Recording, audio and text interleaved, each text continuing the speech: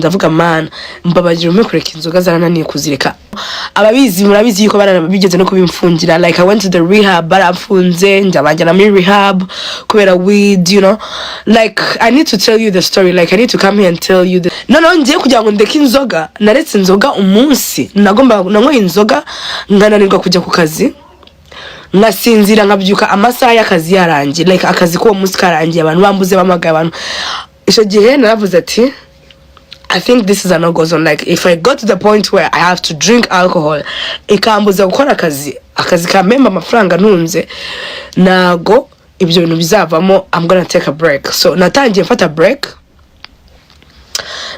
break inzoga, and ngenda, uko iminsi igenda iza, natangiye mfata break, nahise ko nyine mfashe break, nzasubira ku nzoga.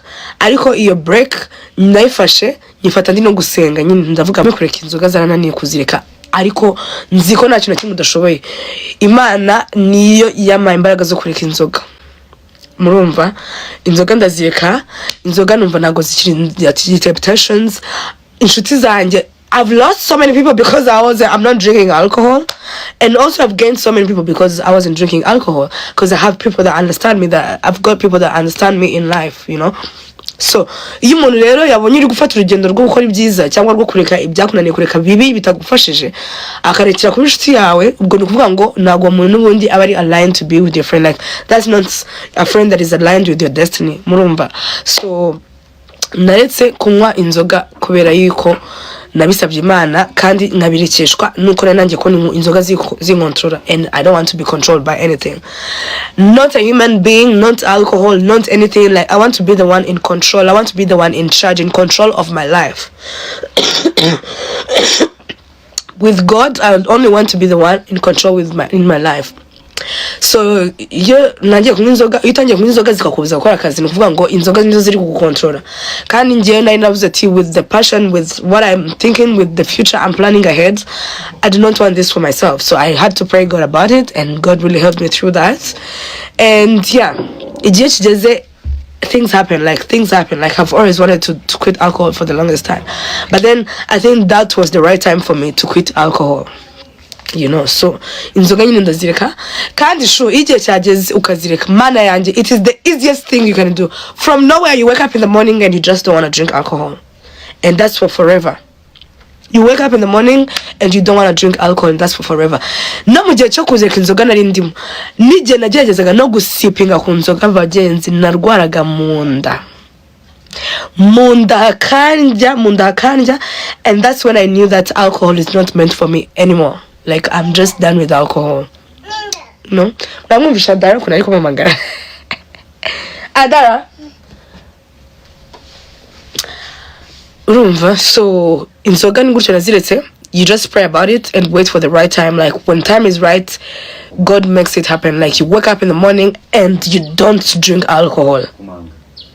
I've tried to do it. I've tried to drink alcohol. Like I've tried to sipping. Mujenena let's ngalese chusa ngalese kunesha umutwe na Dara.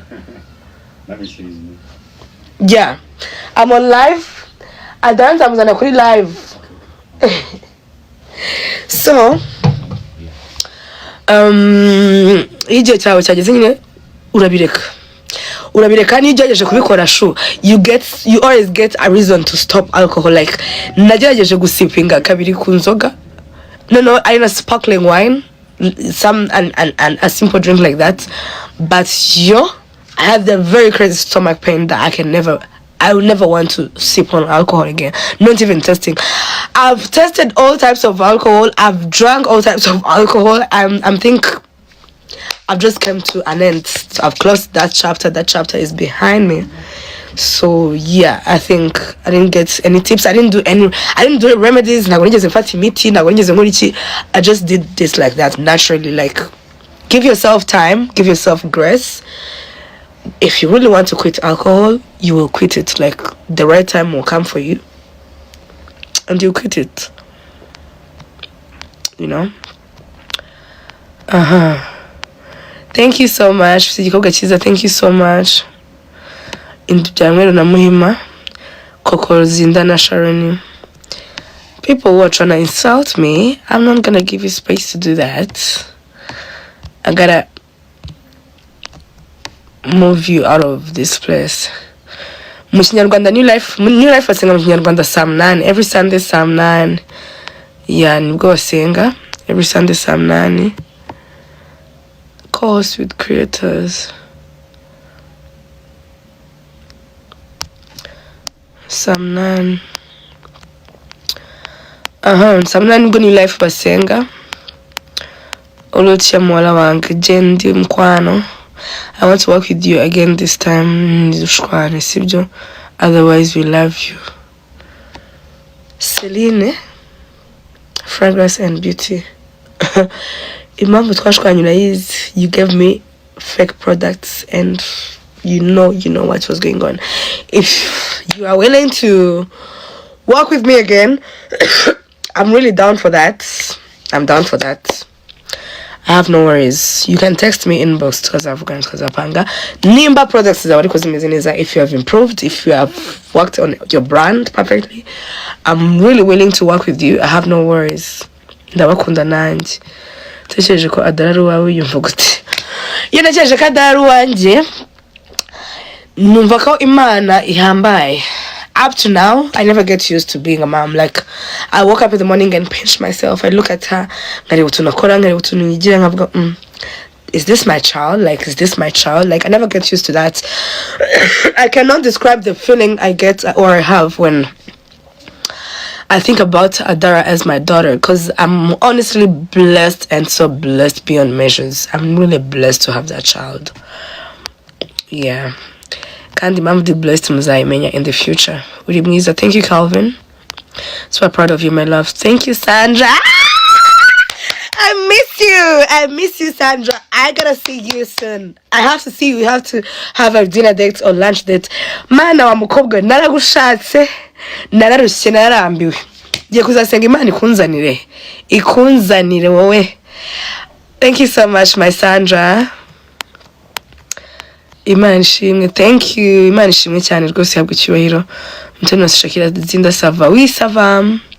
Hashize igihe kingana gute ndetse inzoga naretse inzoga itariki 11 z'ukwa 8. So you can calculate. Naziretse itariki 9 ariko urwo rugendo rwa break ubwo nagwa mbariramo hangover nagize guhera ku itariki 9 kugeza ku 11. So ku itariki 11 nibwo nakwitinze alcohol for good. So itariki 11 z'ukwa 8, 11 z'ukwa 9 kwezi kumwe, 11 z'ukwa 10 amezi 2, 11 z'ukwa 11 amezi 3. Ubu turi hafi kugeza amezi 4. You know? Turi hafi kugeza amezi 4. Turetse inzoga. Say amen to all your prayers. Amen, amen, amen, amen, amen. Now me, amen to all your prayers too, guys. Amen. Don't you be judging, but when did you start drinking? Guys, I don't know. I don't remember when I started drinking. I really started drinking long time ago. I was probably in high school, like Kishuri 90 mutoya cyane. I started drinking long time ago, like in S2. Niba tari imbere yaho gatoya ariko natangiye kunywa inzoga kera Stella muzana dusuze. She's so beautiful. Nzamuzana Adara nzamuzana. Thank you for your testimony. I'm gonna tell you guys, this is a long story. Like, this testimony is a long story. It's a long testimony. One day I'm gonna come here and just talk about it and tell you about that testimony. I'll be very happy to share with you guys about my testimony of how I quit alcohol, not only alcohol, but other drugs like weed. I used to smoke so much weed. I used to smoke weed like back and forth, you know. Like, I went to the rehab, but I'm rehab, weed, you know. Like, I need to tell you the story. Like, I need to come here and tell you the story.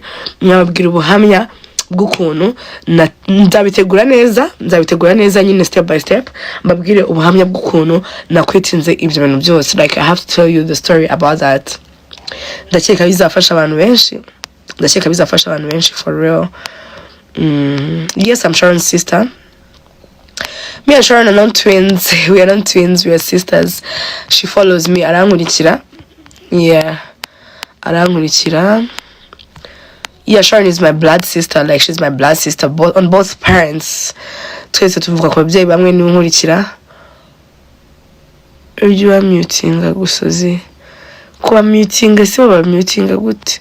Hari ukuntu mutinga umuntu ntiyohereze message. Naba block kuko nanone kuba blocking. Sometimes some of you I need to let you be there. I need to let you be there and just watch me, you know? Because you want to watch me. I know you've been dying to watch me.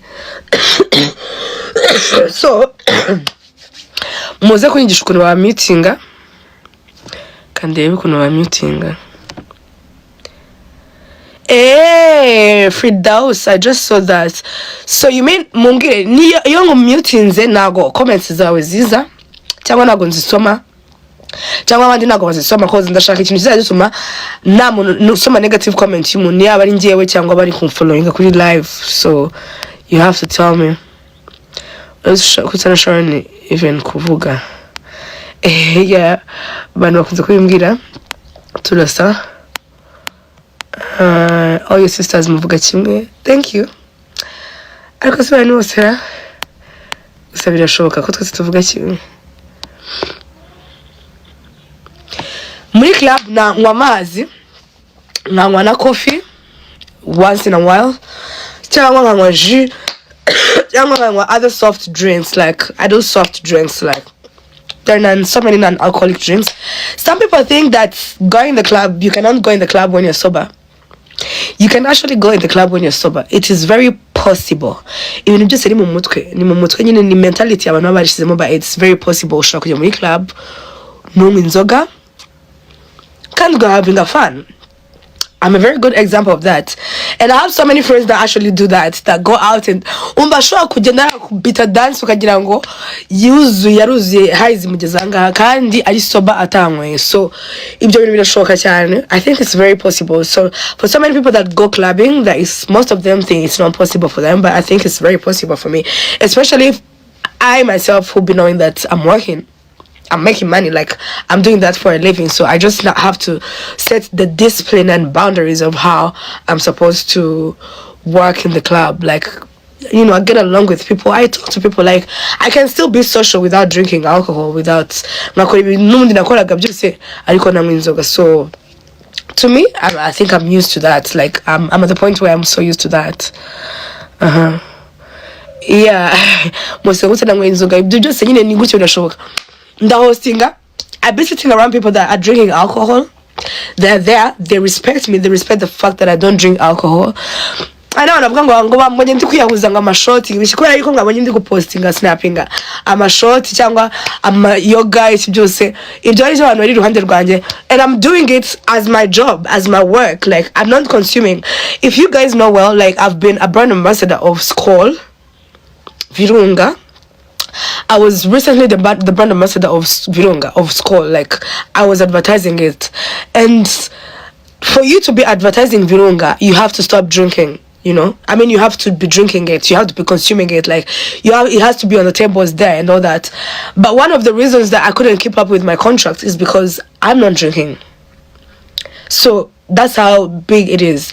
Nimba naretse kunywa naretse amafaranga yamembaga atari makeya nkayareka kubera yuko ntari kunywa inzoga. That's how much I've quitted alcohol. That's how much I'm so committed to myself not drinking alcohol, you know.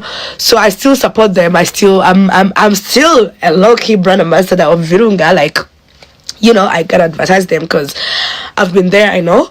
But now, like, I couldn't keep up with my contract because I'm not drinking. Like, I always pray to God, man, I always prayed about that, like, for forever. Like, I've always been praying about that. Like, I got to the point where alcohol was never my happiness at all. Like, it was never part of my happiness. All it was doing is it was draining me. Ikambuza gukora akazi. Imana niyo yama imbaraga zo kureka inzoga.